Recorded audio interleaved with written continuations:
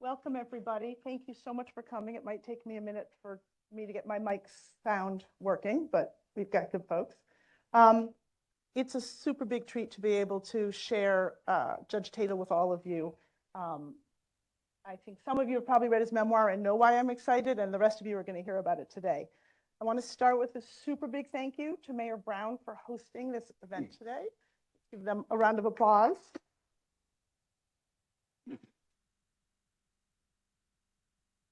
And so let's just jump right in. Judge Tatel describes himself in the prologue to his memoir this way. I've lived a rich and varied life as a civil rights lawyer, as a federal judge, as a husband of 60 years, as a father of 4, as a grandfather of 8, and now as a great-grandfather. And I've spent my professional career in the pursuit of justice. But unlike most lawyers and judges, I've been blind for over half my life. I just want to add very briefly to his own self-description, which is that Judge Tatel spent several years in private practice in a couple of the big law firms in town and in Chicago. He was the director of the Chicago Lawyers Committee back in the late 60s and early 70s, I think. The head of the National Lawyers Committee. He was the first general counsel for the Legal Services Corporation. And as probably all of you know, he was a federal judge at the DC Circuit. And if you want to know more, you're going to have to read his memoir. And each of you has a signed copy of his memoir, so you can take it home with you. I have several questions for Judge Tatel that I'm going to start with, but then I'm going to open up to the floor because Judge Tatel would love to take questions from all of you. But before we begin, so that Judge Tatel and I know who's in the room, I'm going to ask you a few questions. Yeah. And if the answer is yes, to those of you in the audience, please say yes. So the first question is, are you a lawyer? Say yes if you're a lawyer. Okay. Say yes if you're not a lawyer. Okay. Say yes if you've already read Judge Tatel's memoir. Say yes if you have not read Judge Tatel's memoir. Okay. Then you can read from it and it'll be a first time. That's good to know. Okay. Say yes if you work at a for-profit law firm. Say yes if you work either for a nonprofit or for the government. Okay, good. I think we know who's in the room. Okay, Judge, before we dig into the substance of your memoir, why did you write it? What led you to write this?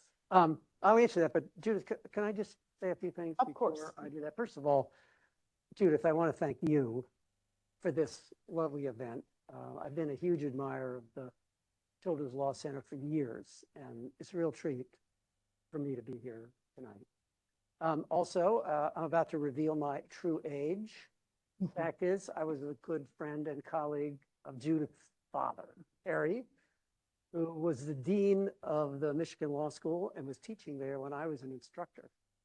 And I stayed in touch with Terry over the years, and the most important thing he and I did together was he masterminded the American Association of Law Schools fine brief in the Bakke case.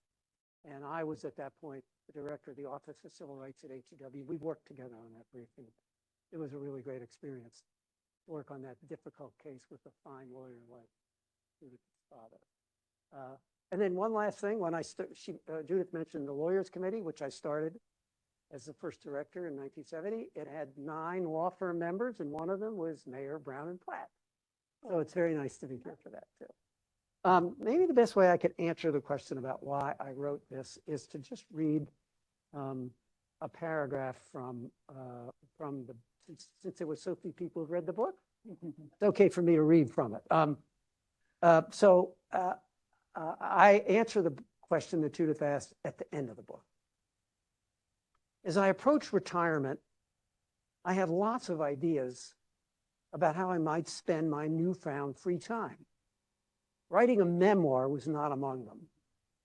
Even though I've had a long and exciting career, would anyone really want to read a book about a federal judge who never made it to the Supreme Court? With Vixen's help, I've become more comfortable with my blindness. But I definitely didn't want to write a book about being blind. Nevertheless, a few people, both family and friends, encouraged me to think seriously about sharing my story. You're not just a blind person, they said, and you're not just a federal judge. You're a federal judge who happens to be blind, and you have a beautiful guide dog to boot.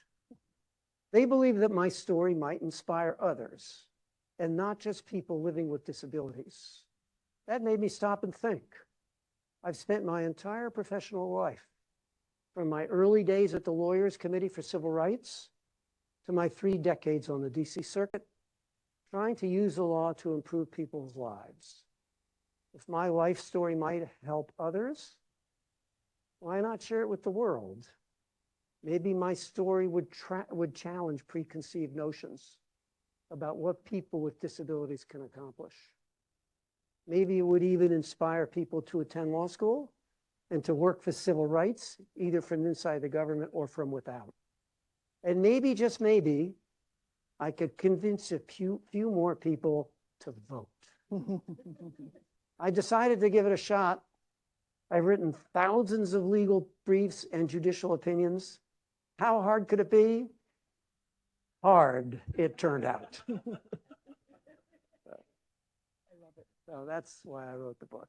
I love it. Well, I wasn't going to start here, but I have to, which is when I first talked to Judge Tatel, I said, your memoir was so interesting, except for one chapter. Who really cares about federal clerkships and how they're chosen? That was tedious.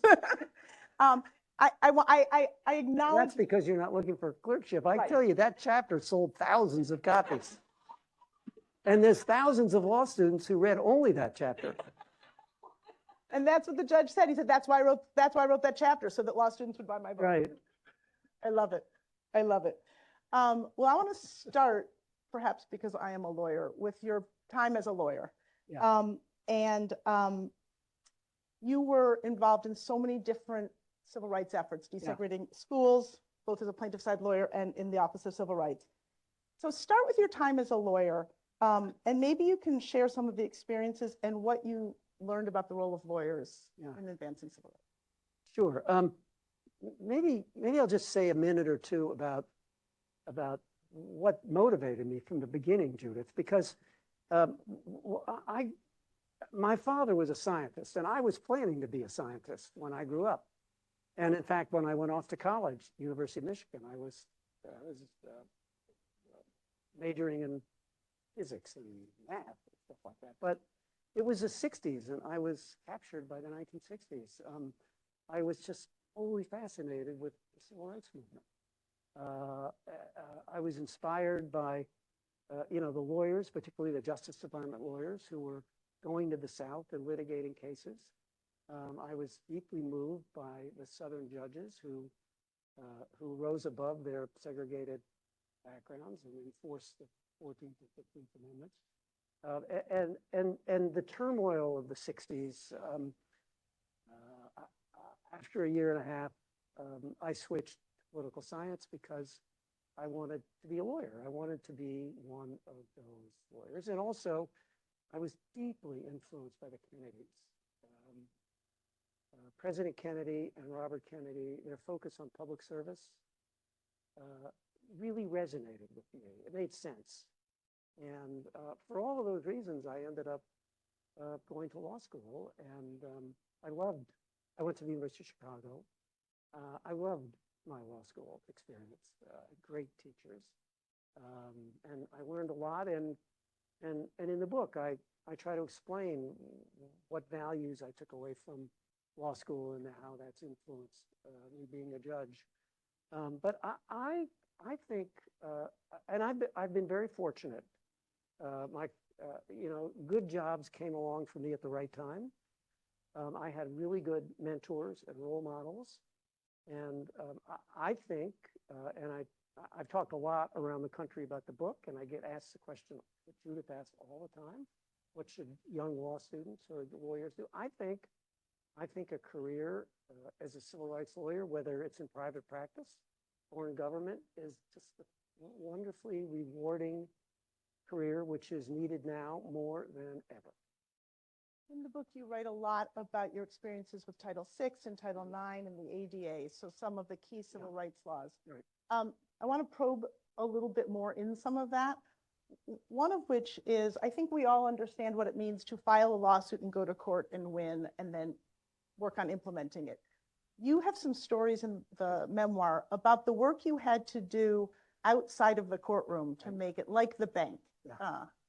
Talk about that a little. What does it look like to make those cases happen beyond writing briefs? Yeah, so, you know, Title VI of the Civil Rights Act of 1964, still in my view, along with the Voting Rights Act of 1965, among the most important civil rights laws ever passed. It was passed, it was enacted as a result of President Johnson's pressure. It was originally proposed by President Kennedy, and it prohibits racial discrimination in federally funded programs. That's what it did in 1964. And at that time, there weren't even that many. This was pre-elementary and secondary education act. So there weren't even, it wasn't until the following year that Congress started pouring huge amounts of money into K-12 education.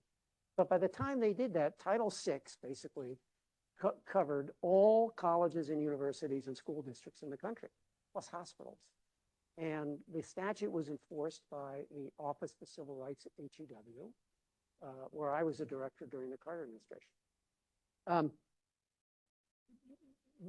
Title VI, and this relates to your broader question, which is the model for Title IX and also Section 504, has a great strength and also a weakness. The strength is that the threat to terminate federal funds is actually quite effective. And if you look at the history of school desegregation in this country, it was Title VI that really ended up implementing Brown versus Board of Education and the other great Supreme Court desegregation cases. Because when the courts would decide a case, for example, when the court, well, after the court decided Brown, HEW, through the threat to terminate federal funds, forced most southern school districts to desegregate. Then when the court struck down freedom of choice plans, HEW renegotiated all those plans and took freedom of choice out of all the southern plans. And then when the court said busing had to be included, HEW, so it's HEW and Title VI that desegregated southern school systems. It was unbelievably effective. It worked. The problem is that nobody really wants to terminate it because it only hurts the kids who are supposed to get the money. But Title VI, in combination with the ability of the Justice Department to sue, is what was responsible for a lot of the progress, because the school systems knew that if they knew we didn't want to terminate funds, they didn't want to lose it, but they also knew that even if we were reluctant to do it, the Justice Department would sue. And there were many times during the Carter administration when I couldn't negotiate a settlement with a school district, when I referred it over to Drew Days at the Justice Department, and they would sue. So those two were a great combination. Now, they do have their weaknesses, and I talk about them in the book. For example, Congress loves to pass ringing, at least they used to, ringing civil rights laws. You know, they love to pass Title VI. They all felt good about it until it affected their district, right? And once busing came to their districts, what did Congress do? It passed the Eagleton-Biden Amendment that prohibited HEW from requiring busing. So it immediately limited the effectiveness of the remedy that Congress itself had developed, which meant we just had to refer more and more cases over to the Justice Department. Eagleton-Biden is the source of one of the chapter titles in my book. It's called, right after they passed the bill, Tom Eagleton called me up and he said, "I don't want you to take this personally, it's just politics." And that's the name of the chapter. Joe Biden, by the way, never called me. Anyway, to take this a little further, so when Congress passed Title IX, that's the law that prohibits gender discrimination, and then Section 504, which was the predecessor for the Americans with Disability Act, both of those statutes, like Title VI, are linked to federal funding. So Title IX prohibits gender discrimination in programs that receive federal education funding, and Section 504 prohibits discrimination in programs, all federal programs, disability discrimination. Those two programs, we got those programs started when I was at HEW because the Nixon administration had refused to do anything with them. And once again, this lever, this pressure of federal fund termination, the amount of progress that occurred in those 2.5 years of starting Title IX and Section 504 was dramatic. Obviously, it was just a beginning, and we had a long way to go, but it worked. And Section 504 was the predecessor to the Americans with Disability Act, which is not limited to just recipients of federal funds. So, long answer to your question, Judith, is that if these statutes that impose limits based on your receipt of federal funds are enforced properly, they can be dramatically effective, but they also have limits, which we need to understand. Let's start with the effective enforcement, because you write that President Reagan came in right after you left, of Carter, and that he didn't implement on some of the work he did. So one of my questions is this, especially for the young lawyers in the room who are working in an environment where our president is and Congress are unlikely, or president is unlikely to be enforcing a lot of these civil rights laws. Talk about the value of litigation even when you don't get the final result you want. Well, actually, I've lived, you mentioned Reagan taking over and cutting back on the civil rights programs. That's the second time I've lived through that. I was around, again, showing my age, when Nixon was elected, and Nixon tried to effectively close down the government's limited civil rights program. So today is our, well, I guess I'd say fourth time around, because this is Trump 2, right? Not just Trump 1. Look, this is a trying time with that. In the previous times in my life when we had transitions like that, Johnson to Nixon, Carter to Reagan, Obama to Trump, Biden to Trump. We face these problems again. The difference now is that it's far more serious because we don't have the courts. We had them before, which means challenging what's happening, there's going to be a lot of lawsuits, I think. But it's so important. We're a rule of law nation. When the government violates the law, it's absolutely essential that people affected sue and do the best they can. They don't know at the beginning whether they're going to win or lose. But if we don't file lawsuits because we fear loss, then I think we give up on the system. And so, lawyers today need to be prepared to be disappointed in the outcome of the litigation, but that doesn't mean we don't have an obligation to try as hard as we can. And did you see change, even when the settlements weren't what you'd hoped for, was there change that happened because of the litigation? Or yes, not? well, I'll give you just, I can give you one example that worked and one that didn't quickly. Okay, so when I was at the two big issues that I dealt with at the Office of Civil Rights during the Carter administration, but I want to put this in context. We, at that time, desegregated school districts all across the country. It was very effective. And universities, but we ran into two big obstacles. One was Chicago, and the other was the University of North Carolina system. And in both of those cases, we used they were both segregated. Chicago was the second most segregated school system in the country. Chicago made Mississippi look like an integrated school system. And the UNC, which was then the leading Southern system of higher education, the most prestigious, was still bearing serious, by the time we got to the 70s, was still very much reflected the vestiges of past discrimination. It had 11 all-white, virtually all-white schools and 6 virtually all-black schools. These are universities. And they were subject to Title VI and had to be segregated. So we made a lot of progress with North Carolina, but in the end, we couldn't work out an effective desegregation plan. I referred the case to the Justice Department. Ronald Reagan then got elected, and he ended the whole thing. Chicago, same thing. In the end, we could not negotiate a settlement in Chicago, even though we offered Chicago hundreds of millions of dollars to support the desegregation process. They would rather keep their schools as segregated as possible. We couldn't settle it. I referred it to the Justice Department. Besides, at that point, Jimmy Carter was running for re-election, and I didn't exactly have the support of the White House. So getting the case over there was a good idea. Reagan gets elected, he closes that down. Okay.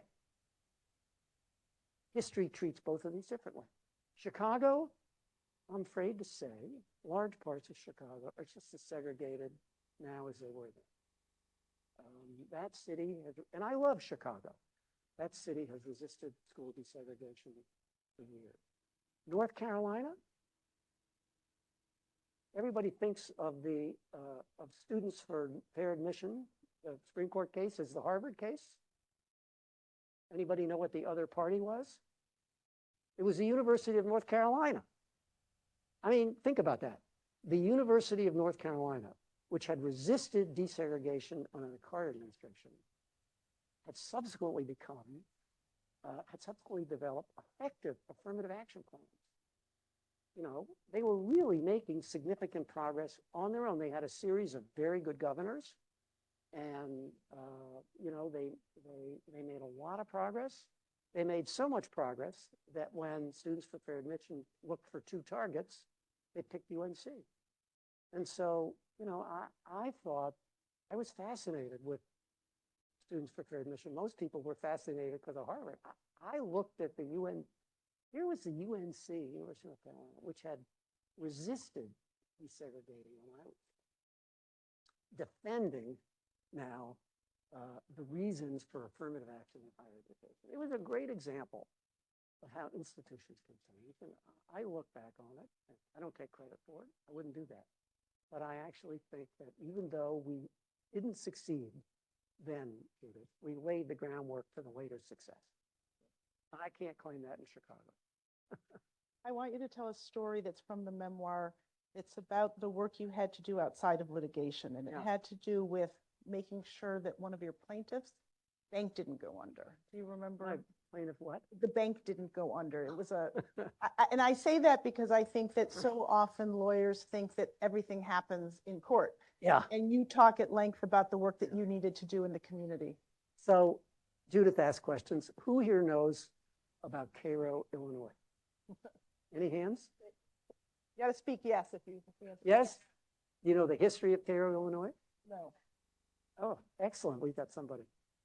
So Cairo, Illinois is at the southern tip of Illinois. When I was director of the Chicago Lawyers Committee in the 70s, Cairo was one of the most viciously segregated racist communities in the country. I mean, Cairo made, I won't say Mississippi look good.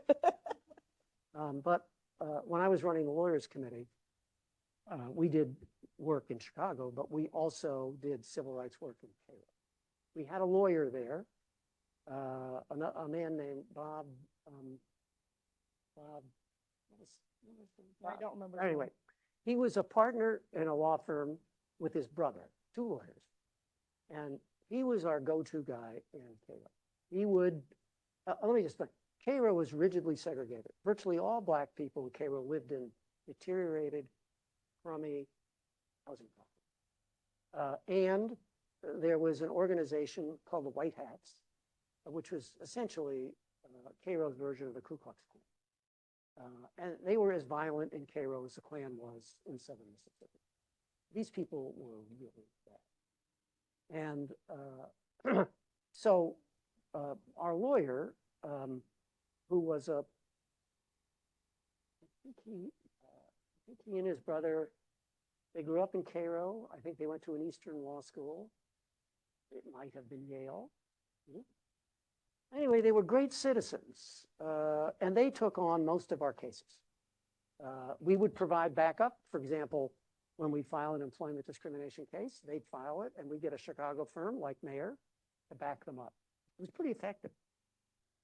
The White Hats, in order to force Bob, I'll tell you one other funny story. So the White Hats, these were violent people, and they put all kinds of pressure on Bob and his brother to stop working with us, including driving by one day. They had these white pickup trucks they drove around in. And as they drove by, they shot into, they fired into Bob's office. Fortunately, he wasn't there, but it hit the Xerox machine. And the great thing about it was that the Xerox machine, even with a bullet hole in it, continued to work. We put the picture of that on the annual report that year.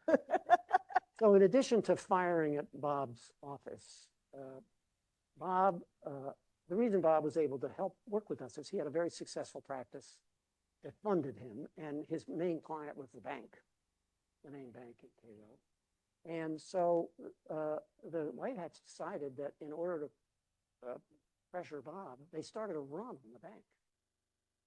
They started a big advertising campaign, getting everybody to withdraw their money from the First National Bank of Cairo, whatever it was, businesses and everybody. And so we, being the Chicago Lawyers Committee, remember the Chicago Lawyers Committee at that point was made up of basically partners in 8 or 9 of Chicago's biggest law firm, name partner.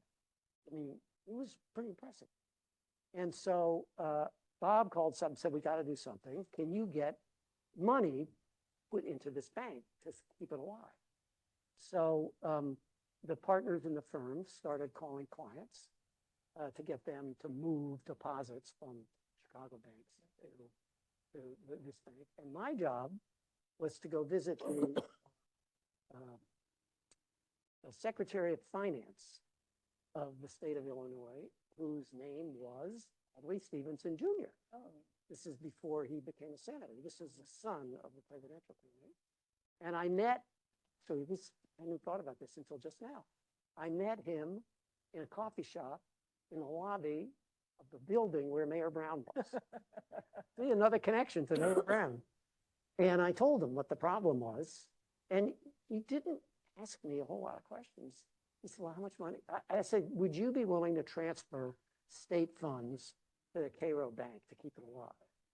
And he asked 1 or 2 questions, but they were mainly, how much do you need? So every 3 or 4 days, Bob would tell us what they needed. I would call Adlai's office, and they'd transfer money. Saved the bank, kept our progress. Now, they were probably also violating federal law. And I think we actually did something about that, but I can't remember. I love it. It just shows you can accomplish a lot outside the court. Absolutely. Speaking of things that happen outside the courtroom, you have some amazing stories about Title IX and the ADA implementation, about how people thought about disability and women back then. Yeah. And I'd love you to talk a little bit about that, but also how you see those laws changing the way hearts and minds work. Like, what was the role of the law? How it changed people's hearts and minds and educated them about equality. I thought, if I was writing I'm not going to write another book, by the way. If I were to write another book, or if someone said, what should I write a book about? I think writing about the early years of Title IX and 504 would be really helpful, because I think they're both great examples of effective legislation that brings about really significant change. So when I became director in May 1977, which was just a couple of months after Jimmy Carter took office, we inherited a mess because the Nixon-Ford administration had shut down the Office for Civil Rights. And even though Congress had passed Title IX and 504, and even though they reluctantly issued Title IX regulations, they did nothing to enforce them, and they refused to issue 504 regulations. So when we come in, there's kind of nothing going on. First thing we did was get the regulations signed. And then we went to work with, your traditional enforcement program, but we also put a lot of money into working with colleges and universities and school boards to make sure they understood what the new law required. And these laws depend very much on voluntary compliance. They depend on colleges and universities understanding that the funding they're getting is dependent on not discriminating on the basis of gender or disability. And so a lot of what we did was educational. We worked with other parts of HEW. We developed, written materials, and we had training programs, and we did all kinds of things to make sure that school superintendents and college presidents understood what their obligations were. And you could see the change so quickly.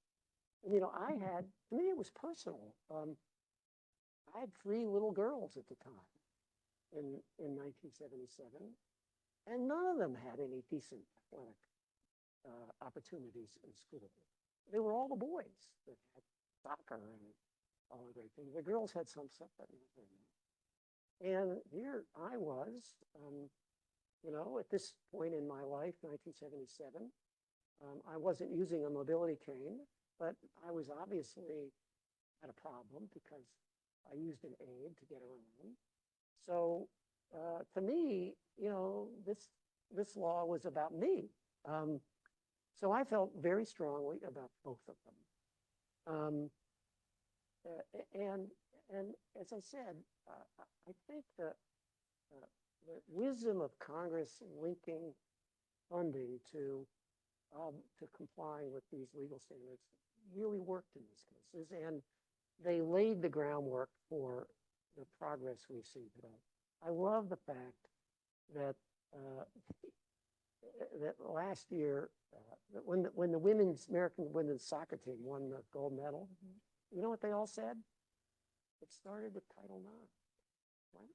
Yep. And they're totally right about it. And my favorite statistic, which I use in the book, is that a very significant percentage of women C-suite executives were athletes. With disability law, it's 504 with the threat of fund termination and the voluntary compliance that just immediately broke down lots of barriers to students with disability. That wasn't easy. We still have a long way to go, but the progress was, I thought, extraordinary. Yeah, and you have a story there that I think brought it home to me, which was you were trying to convince someplace, a university, that they needed to put ramps in. Yeah. And somebody said, that's okay, we have football players and they can carry people in wheelchairs. Yeah. Our biggest fight in Title IX was intercollegiate athletics, was football and basketball, because, under the rules we issued, the colleges and universities and school districts, they had to equalize funding opportunities. So, if 40% of the kids were girls or women, then 40% of the money had to go to them. And they had to recruit. In other words, they couldn't be satisfied that it was just 40%. They had to increase athletic opportunities to make them equal. But the big challenge was football and basketball. What the universities wanted us to do was, they said, okay, we'll make everything else equal. Everything except football and basketball. Well, that wasn't going to work. And I tell a couple stories in the book about dealing with these football coaches, but my favorite one was that I was summoned up to the Hill. I was summoned to Congress by a congressman from Indiana to talk about Title IX, and he invited me up there for breakfast. And he was a member of the leadership, so he had this huge, fancy office, and he had this really fancy breakfast, with big tablecloths and waiters. And he had invited not just the president of, this was Notre Dame, not just the president of Notre Dame, but the football coach and all the assistant folks and a bunch of priests. So we sit down for breakfast, and the congressman asks one of the priests to say a prayer. And this is totally true. There's not a transcript, but it's true. He gives a prayer and prays to God to save intercollegiate football. And I say in the book, boy, what a challenge, you know. All I had on my side was the law. They had God. I love it. You write, moving away from some of those laws, you write at length in the book about how as you were going blind, you were embarrassed by it and didn't want it to be public, right? You didn't want people to know. And how your feelings changed over time. Yeah.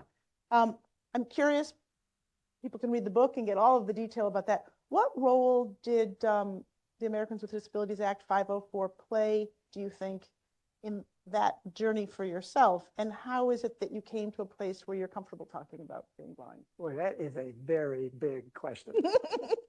How many hours do we have? Let me just, maybe the way to answer that, but Judith asked a really good question, is let me just take 1 minute and tell you what my personal situation was. Can you hear me? Yes. Yeah, okay. So when I was a little kid, I couldn't see at night. When I was 15, I was diagnosed with a genetic retinal disease called retinitis pigmentosa. They didn't know much about it at the time.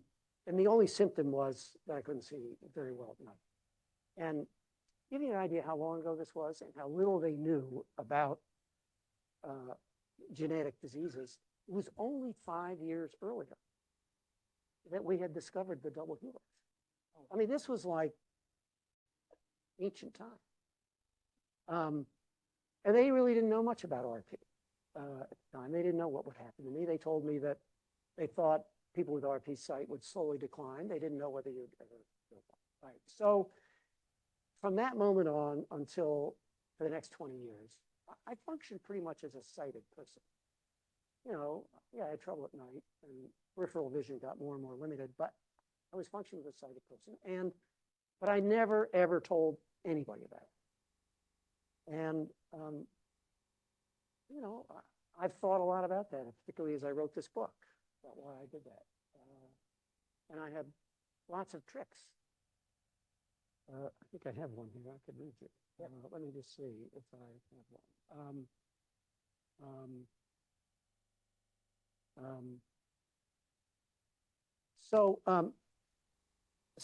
As I say here, you know, I was 15 years old. I didn't come back from NIH and tell my friends, hey, I got RP. You know, I was like any other kid. You don't want to be different. And then, you know, I went off to college and law school, and I didn't ever say anything about it because, you know, as I look back on it, I obviously feared that, you know, it might adversely affect my ability to get a job. And so I hid it. And I have all these tricks. Let me see if I can find one here for you. If I can't, I will just,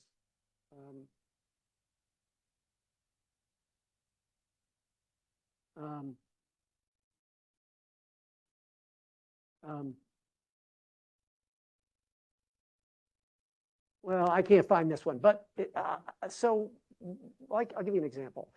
When I would go to the movies with my friends, you know, I could get in okay, but when the lights went down, I couldn't see. I could see the movie, but so, you know, instead of saying to my friends, hey, I can't see, would you guys get the popcorn? You know, I would count the seats down to the aisle and then count the aisles up to the lobby and get the popcorn, and then count them back down backwards and get to my seat. And I had lots of tricks like that when I was a kid. And then when I was in law school, I had tricks adapted to law school. And then I started practicing at Sidley in Austin, and I had, you know, my biggest fear was dark restaurants during the day. I was really lost. So I had all these tricks. And then when, in my mid-30s, I was director of the Lawyers Committee. In about 6 months, my eyesight declined rapidly. And at that point, I really had no choice but to start getting help. I tried to learn Braille, and I got an assistant, but I still never talked about it. And I never even talked about it. And I eventually bit the bullet and got a cane, which I used for many years and decades. That was a very hard choice. But even then, I didn't talk about it. Even here I am, I'm director of the Office of Civil Rights, and I'm not talking about my disability. I spent 30 years on the DC circuit. Everybody knew I had a cane. You know, when President Clinton nominated me, he never mentioned it, but the press treated it as, you know, the nation's first blind appeals court judge. But I still never talked about it. I didn't want to. I say in the book, I wanted to be known as not a blind judge, but a judge who happened to be blind, which is a big difference. So why am I here talking to a bunch of people who I hardly know about it? There's a lot of reasons. One of them is writing this book. It turns out that writing a memoir is a deeply profound experience, at least it was for me. I thought I would just tell my story. When I got the contract from Little Brown, I said, okay, I can do this. I'll just tell my story. Well, that's not the way it works. And my editor wasn't about to let me do that. And he would force me or encourage me to think deeply about why did I do this? And also my writing partner was my wife. She's a great writer. And although this book is my memoir, it's hers too, because she's not here tonight because she's sick. She was as influenced by blindness as I was. So we spent 3 years talking about this, trying to understand why young David did what he did. How did blindness affect Edie, our marriage, our children? I kept getting letters from when I'd send drafts up to my editor, I kept getting these responses saying, well, what about this and what about that? And one of them finished by saying, sorry about all these questions, just treat it as the cheapest therapy you'll ever get. Anyway, writing the book just made me so much more comfortable with it as I thought about why I did what I did. The second thing is this wonderful German Shepherd here. This is Vixen. She's been with me for 5 years. She's a 7-year-old German Shepherd. I mentioned to you that I used a cane until 6 or 7 years ago. I never had a plan to get a guide dog. I tell the story in the book. I tell the story in the book about the guide dog. The chapter's called "The Dog That Changed My Life," and that is not an overstatement. It all happened because one of my grandsons, who was then 10, asked me to listen to a podcast with him about guide dogs. And that light bulb went off. Make a long story short, I applied, qualified, got a dog, learned to use her, which was one of the hardest things I'd ever done.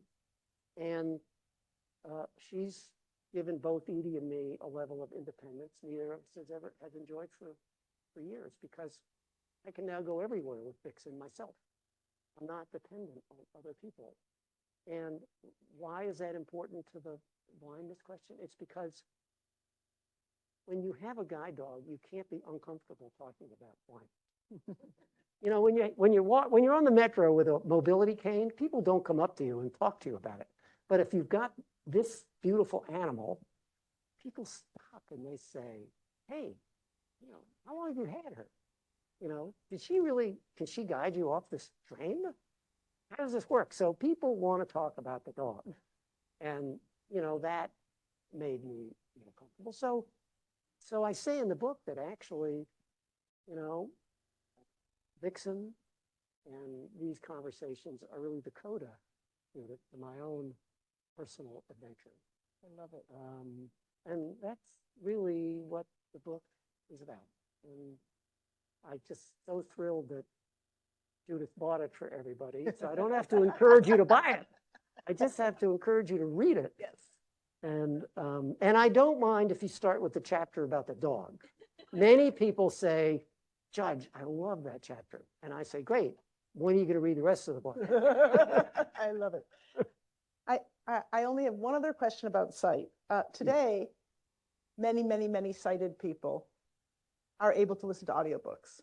Oh. And as someone with my own visual disability who relies on audiobooks, I can't tell you the number of sighted people who say to me, well, I just can't listen. I can't learn that way. I can't listen that way, because they have a choice. So I'm curious, you didn't have a choice, what your thoughts are regarding the difference between reading with your eyes and reading and listening with your ears. Okay, well, let me ask you a question. How many people here listen to audible books? Yeah, see? Look at, how many people don't? Well, that's pretty interesting. Yeah. Yes, I had no choice. And again, I write about all this in the book and how, what a dramatic difference it was for me when I finally started using what we then called talking books. They were put up at the Library of Congress, and I was a big reader, but I had stopped reading because I was having so much trouble seeing. And once I got these books, not only was I reading again, but for the first time I could read bedtime stories to my children. We listened together. You know, it was wonderful. And now, you know what? Their children are, they don't sit on your lap anymore. But every one of my children, I have 4 kids, I have 8 grandchildren. All of those grandchildren listen to audiobooks with their parents. Anyway, here's my advice about audiobooks. Well, first of all, the reading occurs, Judith, not in your eyes, not in your ears, but in your brain. That's where the reading occurs. And the only difference between reading a book and listening to a tape is that your brain is getting the material through different routes. And for those of you who haven't listened to audible books, I will just advise you, try it for 15 or 20 minutes. It is surprising how quickly you will get comfortable. Audible books today are great. Almost every book now that's put out has an audible. And they're wonderful, and your brain, I assure you, can adapt very quickly. And Judith, can I say one more thing about the book? Say anything you want. Okay. I left off this one point, but I talked about how profound writing the memoir was for Edie and me. The aftermath, I don't know whether I mentioned this, has been even more profound because this book was published June 11th. I've had hundreds of emails, letters, conversations, most from people I don't know, who say, I read Vision and it tells my story too. And yes, a lot of these people were losing their sight, and they all told me they did the same thing. They did it. But I have letters from people who were losing their hearing. Same thing. I had people with other disabilities who were hiding, people with depression. When I was a kid going through this, I thought it was just me. You know, I thought I was the only one. Well, it turns out it's wrong. And I wouldn't have known that had I not written this book. Today, just at lunchtime, I was giving a talk at a different place. 2 people came up to me afterwards and told me their own story of deception. This has been pretty important to me personally to understand that my reaction, first as a teenager and then a young man growing up, was actually quite human. And although I had a number of reasons for wanting to write this book, one of them now is, having gotten all these letters, is that I hope that the book will help. I hope that people going through, you know, who are hiding it. I got an email from a law student at a prestigious law school who said, quote, she said, not only did it tell my story, but I still count seats in the theater. Yeah. I mean, think about that. Anyway, I hope that people like that will read the book and understand that it's actually okay to talk about it, and probably better for them and better for society, which I now believe. And if this book just does that in a little way, I'll be pretty happy I wrote it. I have about a dozen questions that I now can't ask because I'm beginning to look at the time. And all of them about the 30 years of being a judge. So let me ask one question about you being a judge. Yeah. And then I'm going to open it up and let other people ask questions. And I have so many of them, but here's one that, especially in a time when I think many of us see judges not upholding the rule of law, but just ruling the way they believe. I'd love to hear, I know that you write at length about upholding the rule of law, even when you disagree with the law or you think the law is unjust. In particular, one of the examples you give is the death penalty. Yeah. So I'm curious what it feels like as a judge to uphold a law that you think is wrong. Yeah, well, first of all, I don't know how many young lawyers are here, but if you want to be a federal judge and you're uncomfortable enforcing laws you don't agree with, you should get a different job. The very first question we all get asked at our confirmation hearings is, you know, they have different formats. It's always the same thing. Will you be able to enforce a law that you don't agree with, right? And the answer, nobody's ever flunked that question. Even the worst judges today didn't flunk that one. So, you know, if you take the oath, you are obligated to enforce the law. I felt very strongly about that. And yes, you know, Judith mentions the death penalty. One of the advantages of being on the DC circuit is we didn't get death penalty cases, but we did at the end. And I had to sign off on an order that the next day resulted in the execution of a human being. Did I like doing that? No, but my only option at that point was to quit.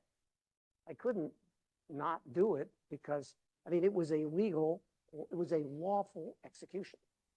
It complied with the Federal Death Penalty Act. The courts had already rejected any Eighth Amendment claims.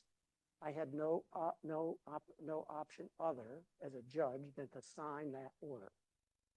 I liked doing it, but again, the only option was to quit. But there were many other times when, over the years, I had to write opinions that were consistent with the law, but were different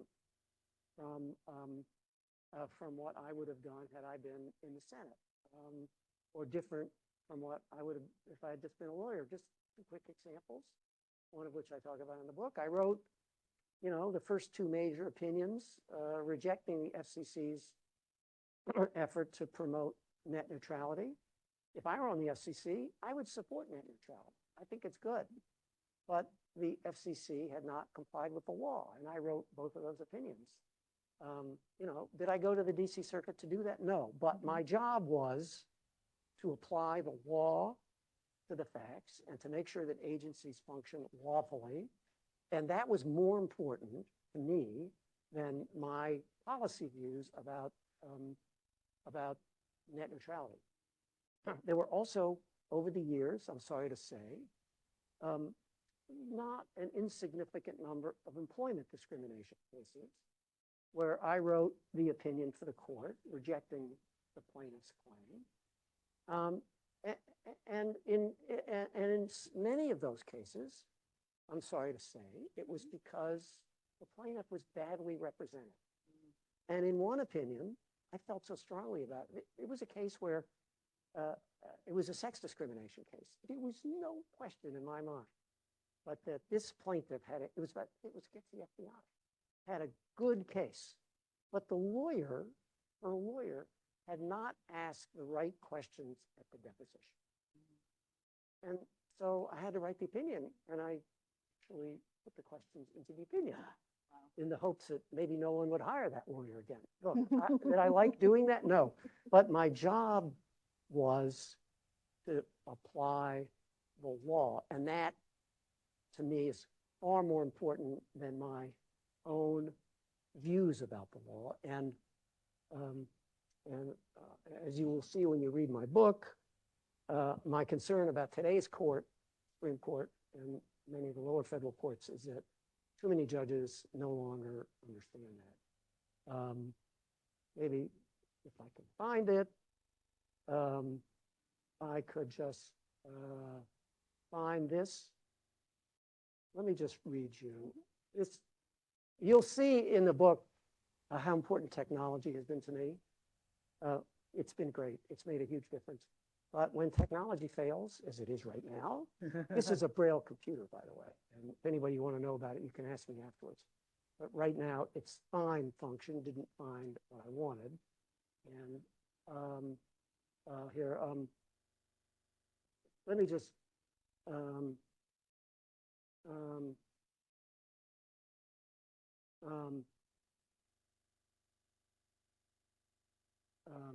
let me see if I can find this quote. That's the function that, whatever reason is, the find function stopped working. No. Okay. We can have a long talk about failed technology. I was just going to read you a paragraph about what I think about the courts. But basically what I say in the book, the last two chapters, the last third of the book is about the law. And the last two chapters, 18 and 19, 17 and 18, one is called The Future of the Planet. The next one is called The Future of Democracy. They're about the cases I know best, the climate cases and the voting rights cases, both of which I spent decades on. And the book is about judgment. It's not about the results of the case. It's about what I talk about as the art of judging, about the principles of judicial restraint that distinguish the life tenured judiciary from the elected branches of government. That's what my book's about. And in the last two chapters, I write about my concern that this court is largely abandoning those principles and describe what I think is the risk to our separation of powers because of that. That's what the last couple chapters of the book are about. And, I hope people read them. Yes, I think people will. Let me open it up for questions to the audience. Although I have many others I could ask, I suspect a few of you, if you're brave enough, actually have questions of your own. Andy, and we have a microphone for you.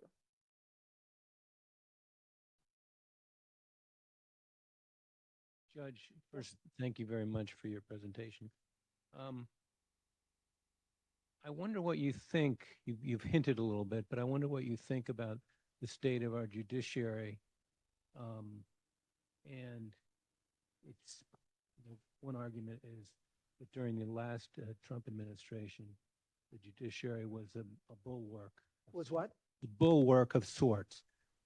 And there's been a lot of water under the bridge since last administration. So I wonder what you think about that, including what your fears are. I am very worried. Yes, there's a big difference between now and the beginning of Trump 1. I had lots of cases in the first 2 years where the law held. The first couple years of the Trump administration were an uncanny combination of malevolence and incompetence. And they lost a lot of cases because they didn't do them the right way. I wrote several opinions where we were able to strike down Trump 1 initiatives because they just didn't follow the APA. And these were decisions that my Republican colleagues agreed with. I think the situation is very different now. I worry that if you look at the record of the Supreme Court in the past 4 years,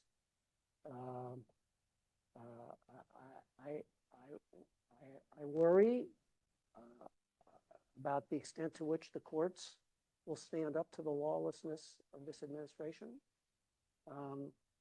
which leads me to emphasize the importance of good lawyering. But let me just say one thing about, I'm glad you asked the question, because the concerns I try to articulate in my book about the courts, I don't view as political. I think people who think, I write a lot about the Voting Rights Act in Shelby County. People who think the Voting Rights Act was too much of an intrusion into state autonomy, which is what the Supreme Court thought. People who actually think that, I understand that point. Or people who think Chevron had some problems, I get that. But they should be as concerned as I am about how the court is doing what it's doing. That's the point of my book. It's about judging, not about results.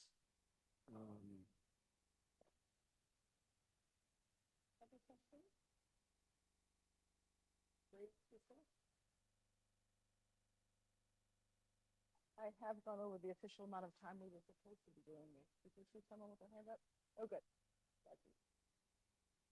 So, Judge Tatel, do you think that the rule of law will survive the next 4 years? And what would be the most effective way to make sure that it does? Well, the answer is yes, but I can't tell you how. I'm sorry. Yeah. I think let me just say this.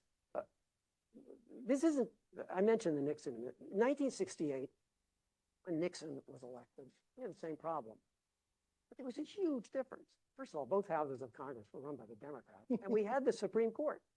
Even a Republic, if you want to see the difference between today's Supreme Court and the court then, just compare US v. Nixon to US v. Nixon to Trump v. Trump v. United States. US v. Nixon was, I think, a unanimous, almost unanimous court, with Republicans appointed by Nixon, ruling against him, and emphasizing, you read the opinion, it's all about the importance, the public importance of enforcement of the criminal laws. You read Trump v. United States, you know, it's 6-3, right? And it's all about protecting the presidency. So the challenge we have now is just dramatically high. But we have a rule of law country. We have a constitution. We have statutes. I think as lawyers, we really have no choice but to roll up our sleeves and challenge as responsibly as we can whatever unlawful conduct there is. And so my answer to your question is yes, it's going to survive, but I can't tell you because I don't know. I just know that if we don't try, it won't survive. We have another question. Yeah, but Judge Tatel, if we read US v. Trump, shouldn't we just honestly regard John Roberts as one of the great villains of history? Because he's created an imperial president who can just pardon all his minions and do whatever he wants. I mean, isn't that the honest answer?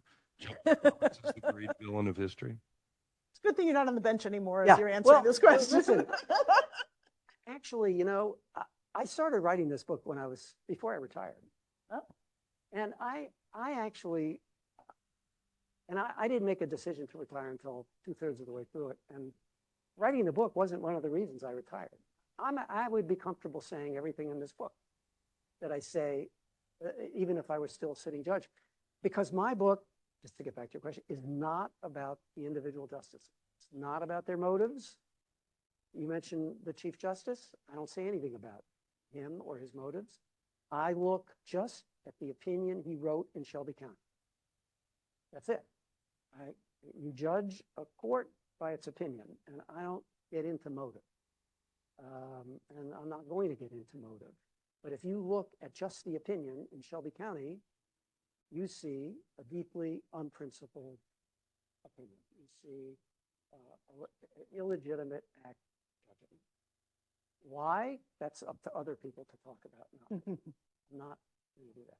Just focused on their opinions, because you know what distinguishes a court from a senator? Courts have to explain themselves, and if they can't explain that their decisions rest on legitimate legal principles, then you all can think about what else is going on. But that's not my. I think folks might be interested in hearing why you chose to retire when you did. There were a couple reasons. One was I loved being on the DC circuit. I can't tell you how much I loved that job up until the very last day. But I always thought it was important not to overstay my welcome. It's a lifetime appointment. I could have stayed forever. Too many examples of life tenure judges who stay too long. and I wanted to retire at the top of my game. So that was one. Number two, I didn't know what was going to happen in the next election, and I did not want my seat filled by a president who was going to appoint people based on, what results they'd reach rather than how effectively they'd apply the law. I didn't want my seat filled by a president who would pick people because they would eviscerate the administrative agency or because they would support the death penalty. I wasn't prescient. I didn't, turns out Joe Biden didn't win. I didn't know that then, but I didn't want that to happen to me. And then the third reason, well, an intermediate reason is I tried senior status. I didn't like it at all. My closest friend on the DC circuit for years was Pat Wald. How many of you knew Pat? Yeah. Okay. Yep. Pat, I call her in my book, Coach Wald. I mean, she was the most important judge on that court for me. She would never take senior status. She kept telling me, I'll never do it. I don't want to be a second-class citizen. You know how Pat spoke, right? Yes. She never wanted to, and she didn't. And now I understand why. I didn't like the role. But the final reason was that, and again, I write about this, I had a pretty good record in the Supreme Court over the years. I got affirmed and reversed. I don't know exactly what the numbers were. Pretty good record. I never minded being reversed by the Supreme Court for most of my time on the court. We have different jobs. They're the highest court in the land. It's their job to review my cases, my opinion. And if they see the law differently than I do, that's their job. And yeah, sure, I sometimes got annoyed, but it's part of the job to be affirmed and to be reversed. I mean, I didn't get any great thrill out of being affirmed, and I didn't get great disappointment out of being reversed, as long as the court was following the law. If they read a precedent differently than I did, fine, that's their job. Or if they read a statute differently than I did, fine, that's their job. But in the past half dozen or so years, I became increasingly uncomfortable with the way the court was deciding, and the consequences that was having for our country. I, to be honest, didn't want to apply the new rules that limit federal agencies because I thought they were unprincipled, especially because I think they're going to do serious damage to our agencies and to the nation's clean air and clean water. I didn't want to do that. Same thing with the voting rights case, and all of the other cases. I just, this is the ultimate question, Judith. Your question about what do you do when you're a judge and and you're uncomfortable with the law. Well, I became uncomfortable with this Supreme Court, so I retired. I couldn't do it anymore. We'll take one more from the audience, and then I'm going to take privilege and ask the last one. Thank you for being here. Excited to read the book. And I just want to ask, you mentioned that you want to look at someone's opinion and not the motives behind it. Yeah. Their beliefs on legal realism are, and how taking into account the downstream effects of opinions. Yeah. Whether that's something that you think judges should take into account, or if that treads into the area of not looking at the law and the opinion as stated. Oh, no, I think you do have to think about the consequences of decisions. But take, for example, the voting rights cases. Sure, when I wrote both opinions that got reversed in the Supreme Court, Northwest Austin and Shelby. And when I wrote those opinions, sustaining the Constitution of the Voting Rights Act, I wrote a lot about the purposes of this. I wrote a lot about the consequences of not having Section 5 of the Voting Rights Act. But those weren't my policy views. They were Congress's. In other words, by taking account of the downstream effects of our opinions, I was taking account of them in terms of what Congress's objective was. It was Congress that wanted to rid the country of discrimination based on race and voting. And so, when I was writing Shelby County, sure, I thought Section 5 was constitutional, but I also thought that eliminating it would be disastrous for the country because it would result in a wave of voter suppression. But that wasn't my personal view. That was a view that comes from looking at congressional intent. Does that answer your question? Yeah, okay. That's great. I'm going to take interviewers' privilege to ask the last question, but before I do, I want to invite everyone to stay for the reception. Mayor Brown is a wonderful host, and they have terrific food and drink out there. But also, Judge Tatel would love to meet you. He said this beforehand, but he can't do that if he's standing up in the reception because he can't see you. So he's going to stay where he is. But I want to invite you to come up and chat because Judge Tatel specifically said, I really want to meet the folks who are here. So you will be doing him a favor to do that. And if you really need an incentive to do that, I've taken Vixen's harness off, which means you can come pet her. Ah, there you go. That will get everybody here. Yeah, right. I also want to say this to all of you in the audience. Everyone is here because you have either lent your time, your talent, or your treasure to Children's Law Center. You have, in doing that, been making DC a more just city. And as the world changes and our strategies do, the world is changing, our strategies are changing to meet the changing needs. Even if you've known us for a long time, as you leave, I hope you'll pick up some of the materials on the way out that talk about some of the ways we're changing to meet the changing needs of the world. And Judge, I think Children's Law Center works to give low-income kids and families access to justice. We do that because we believe that all children should have a strong foundation of family, health, and education and live in a world free from trauma, poverty, and racism. With that in mind, I'm going to ask my final question, which is, you write in your memoir, and I'm quoting, "Rights are hollow promises if people can't go to court to vindicate them." And you end by expanding on that. Yeah.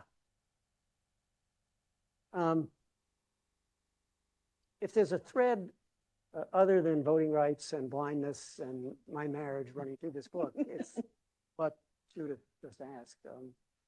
Virtually everything I've done has related to access to the courts. We have a society based on the rule of law. And the fact is that large numbers of people in our country, especially poor people, have no access to that. They just don't. And my own view as a lawyer is that, look, Congress can appropriate money for legal services and the corporation, and we can raise money for it. But the ultimate responsibility, in my mind, for this problem is us. It's the legal profession. So we can't, the legal profession can't benefit the enormous economic benefits from this system and at the same time tolerate the system that doesn't work for so many people. We have the legal system, the legal profession, and I have the numbers in the book, the legal profession actually has the resources to solve this problem, particularly for poor people. The 100 largest law firms in the country with a tiny percentage of their revenues to double the budget of the legal service. I mean, it's dramatic. And so that's why I think, we all learn in law school, we're a rule of law society, we have a constitution, but we're a defective rule of law society if we tolerate the large numbers of people who can't access that. And that problem is even more serious today than it was a couple weeks ago. And I want to finish, if I could, with something about the Children's Law Center and other groups like it. People say, what can we do right now? Well, support the Children's Law Center. I mean, I'm serious about that. I was on the DC circuit for a very long time. I saw a lot of cases. Some of the most effective cases that I saw that were brought to hold corporations and government to the law were brought by public interest groups like the Children's Law Center. There's a whole list of them. And I saw your cases, Judith, but it's terribly important now, more than ever, particularly the Children's Law Center, because we're talking about children. And children are the weakest in our system, the ones who have the least access to our system. So I would just second what Judith says about the importance of this wonderful organization. It fits perfectly with the theme of my book. I love it. Thank you, Judge, and I didn't even ask for that.